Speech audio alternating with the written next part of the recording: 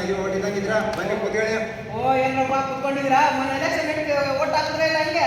ನಾನು ಓಟ್ ಹಾಕಿ ನಡೀತಾ ಬೇಡ್ರಪ್ಪ. ನಾನು ಬೆಳಗ್ಗೆನೆ ಹೊಲಕ್ಕೆ ಹೋಗ್ಬಿಟ್ಟಿದ್ದೆ. ನಾನು ಬರೋಷ್ಟಲ್ಲೇ ಸಾಯಂಕಾಲ ಆಗ್ಬಿಡ್ತು. ಅಷ್ಟಲ್ಲೇ ಮುಚ್ಚೋಗಿತ್ತಲ್ಲ. ಓ ಹಂಗಂದ್ರೆ ನೀವುಗಳು ಮೊನ್ನೆ ನಡೆದಿರೋ ಎಲೆಕ್ಷನ್ ಅಲ್ಲಿ ಓಟ್ ಹಾಕಿಲ್ಲೇನು? ಎಲ್ಲ ಮಹೇಶ ಟಿಪ್ ಟಾಪ್ ಆಗಿ ರೆಡಿ ಹಾಕೊಂಡೆಲ್ಲ ಹೊಂಟಾಗಿದ್ಯಾ? ನೋಡ್ರೆ ಈ ದಿನದ ವಿಶೇಷತೆ ತಮಗೆ ಗೊತ್ತಿಲ್ವೇನೋ? ಹೌದಾ, ಏನು? ಇವತ್ತು ಅಂತಾರಾಷ್ಟ್ರೀಯ ಪ್ರಜಾಪ್ರಭುತ್ವ ದಿನ ಇದೆ. ಹೀಗಾಗಿ ನಮ್ಮ ಕಾಲೇಜಲ್ಲಿ ಒಂದು ಸಣ್ಣ ಕಾರ್ಯಕ್ರಮವನ್ನು ಹಮ್ಮಿಕೊಂಡಿದ್ದೀವಿ. ಏನಕ್ಕಂತಂದರೆ ಪ್ರಜಾಪ್ರಭುತ್ವದ ಬಗ್ಗೆ ಅರಿವು ಮೂಡಿಸೋಂಥ ಕಾರ್ಯಕ್ರಮದಲ್ಲಿ ನನ್ನದೊಂದು ಪಾತ್ರ ಇದೆ. ಹಂಗಾಗಿ ಮಾಡ್ಲಿಕ್ಕೆ ಹೋಗ್ತಾ ಇದ್ದೀನಿ. ಹೌದಾ, ನೋಡ್ರಪ್ಪ ಇವರು ಮೊನ್ನೆ ನಡೆದಿರೋ ಎಲೆಕ್ಷನ್ ಅಲ್ಲಿ ಓಟ್ ಹಾಕಿಲ್ಲ ಅಂತ ಇವ್ರು ಸ್ವಲ್ಪ ಅರಿವು ಮೂಡ್ಸಪ್ಪ. ನೋಡ್ರೆ ನಿಮ್ಗೆ ಹೇಳೋದು ಕಾಲೇಜ್ ಗೀಲೆಲ್ಲ ಹೊಂಟಂಗಿದೆಯಾ, ಸ್ವಲ್ಪ ಅರಿವು ಮೂಡ್ಸಪ್ಪ. ನೋಡಿ ಅಂದರೆ ಈ ಪ್ರಜಾಪ್ರಭುತ್ವ ವ್ಯವಸ್ಥೆ ಜಾರಿಗೆ ಬರೋದಕ್ಕಿಂತ ಮುಂಚೆ ರಾಜರು ಆಳ್ವಿಕೆ ಮಾಡ್ತಾ ಇದ್ರು. ಹಾಗೆಯೇ ಅಲೆಕ್ಸಾಂಡರ್ ಅಂತ ಸರ್ವಾಧಿಕಾರಿಗಳು ಸಹ ಆಳ್ವಿಕೆ ಮಾಡ್ತಾ ಇದ್ರು. ಆದರೆ ಪ್ರಜಾಪ್ರಭುತ್ವ ವ್ಯವಸ್ಥೆ ಜಾರಿಗೆ ಬಂದಮೇಲೆ ಇಲ್ಲಿ ಪ್ರತಿಯೊಬ್ಬ ಪ್ರಜೆಗೂ ತನ್ನದೇ ಆದಂತಹ ಹಕ್ಕುಗಳು ಮತ್ತು ಕರ್ತವ್ಯಗಳು ಲಭಿಸಿತ್ತು. ಕಾನೂನಿನ ಮುಂದೆ ಎಲ್ಲರೂ ಸರಿಸಮಾನರಾದರು. ಹೌದಾ?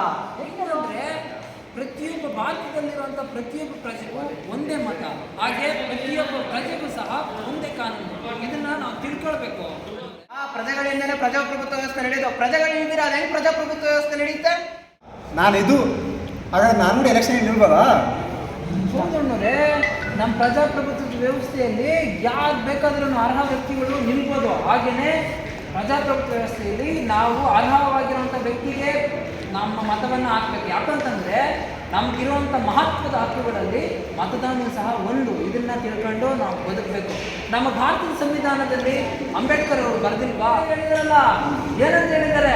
ಭಾರತದ ಪ್ರಜೆಗಳಾದ ನಾವು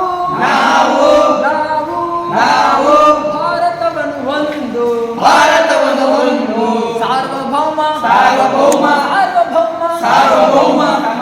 ಸಮಾಜವಾದಿ ಭಾರತವನ್ನು ಒಂದು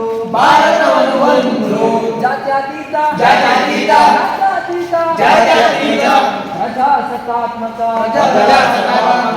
ಈ ರೀತಿ ಹೇಳಿರುವಂಥ ನಮ್ಮ ಸಂವಿಧಾನದ ಪೂರ್ವ ಪೀಠಿಕೆಯನ್ನು ನಾವು ಗಮನಿಸಿಕೊಂಡಾಗ ಪ್ರಜಾಪ್ರಭುತ್ವದ ವ್ಯವಸ್ಥೆಯಲ್ಲಿ ಪ್ರಜೆಗಳ ಪಾಲು ಎಷ್ಟು ಬಹುಮುಖ್ಯ ಅನ್ನೋದು ಗೊತ್ತಾಗುತ್ತೆ. ಹಾಗಾಗಿ ನಮ್ಮ ಪ್ರತಿಯೊಬ್ಬ ಪ್ರಜೆಯ ಪಾಲು ಸಹ ಪ್ರಜಾಪ್ರಭುತ್ವದ ವ್ಯವಸ್ಥೆಯಲ್ಲಿ ಏನಾಗುತ್ತೆ? ಬಹುಮುಖ್ಯ ಆಗುತ್ತೆ. ಏನಾಗುತ್ತೆ?